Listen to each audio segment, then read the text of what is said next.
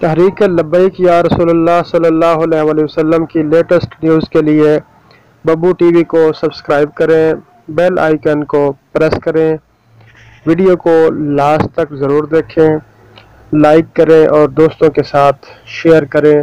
Thanks for watching. بسم اللہ الرحمن الرحیم۔ السلام علیکم ورحمۃ اللہ وبرکاتہ۔ اللہ تبارک و تعالی اپنے محبوب بندوں کے امتحان بھی لیتا ہے اور خود ان کی حفاظت بھی فرماتا ہے۔ باری تعالی نے اپنی مقدس کتاب میں ارشاد فرمایا، انسان جس چیز کی کوشش کرتا ہے اس کو وہی عطا کیا جاتا ہے۔ یعنی اگر کوئی عیاشی تلاش کرتا ہے تو اس کو اتنی عیاشی ملتی ہے کہ سب کچھ بھول جاتا ہے، اور دنیاوی دولت کا متلاشی ہے تو اس کو دنیاوی دولت میں مست کر دیا جاتا ہے اور اس کو آخرت بھول جاتی ہے، اور اپنی ساری زندگی اپنی دولت کو سمیٹتا رہتا ہے یہاں تک کہ اس کو موت آ جاتی ہے اور دولت دنیا میں ہی چھوڑ کر چلا جاتا ہے۔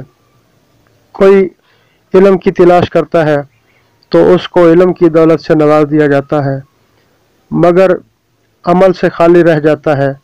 علم پر عمل نہ کرنا بھی ایک طرح کی خیانت ہے۔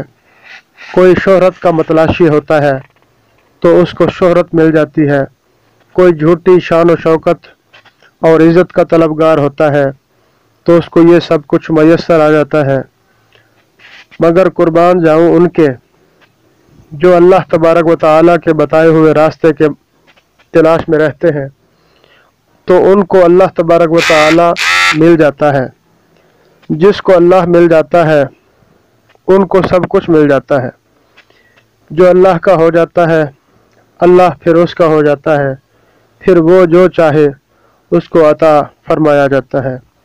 دراصل یہی کامیابی ہے ہمیشہ رہنے والی۔ دنیا تو عارضی ہے۔ اس وقت پوری دنیا کے دشمنان اسلام سرگرم ہے اور مسلمانوں کو سر عام مسجدوں میں شہید کیا جاتا ہے، اور دہشت گردی کا لیبل صرف مسلمانوں پر لگایا جاتا ہے، جبکہ اسلام پرامن مذہب ہے۔ اب نماز پڑھنے والا جو شخص اپنے رب کے حضور رکوع اور سجدے میں محو عبادت ہے، وہ کسی کو کچھ نہیں کہہ رہا ہوتا، مگر شر پسند، انتہا پسند اور گمراہ لوگ ان کو بھی نہیں بخشتے اور اپنے مذموم عزائم کی پیاس بجھاتے ہیں۔ لعنت ایسے لوگوں پر جو بے گناہ شہریوں کا قتل عام کرتے ہیں اور ان کو اپنی ہوس کا نشانہ بناتے ہیں۔ ہم شہداء کے لیے دعا گو ہیں، اللہ تبارک و تعالی ان کو اعلیٰ سے اعلیٰ مقام عطا فرمائے اور جنت الفردوس میں جگہ عطا فرمائے، اور عالم اسلام کے دشمنوں کو تباہ و برباد کرے۔ نیوزی لینڈ کے واقعے کی ہم پرزور مذمت کرتے ہیں اور یہ مطالبہ کرتے ہیں کہ مجرموں کو قانون کے مطابق سخت سے سخت سزا دی جائے۔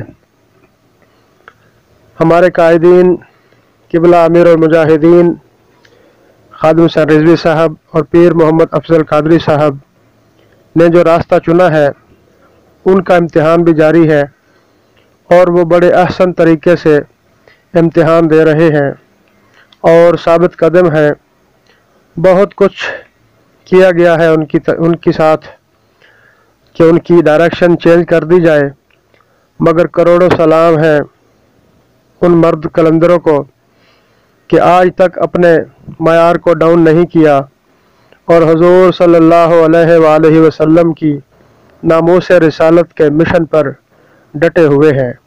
آج علامہ خادم حسین رضوی صاحب اور پیر محمد افضل قادری صاحب کو عدالت میں لایا گیا، مگر جج غیر حاضر تھا، جس کی وجہ سے 30 مارچ 2019 کو اگلی پیشی کی تاریخ مل گئی ہے۔ اللہ تعالیٰ اپنی رحمت کے صدقے ہمارے قائدین کی حفظ و ایمان اپنے حفظ و ایمان میں رکھے۔ آمین۔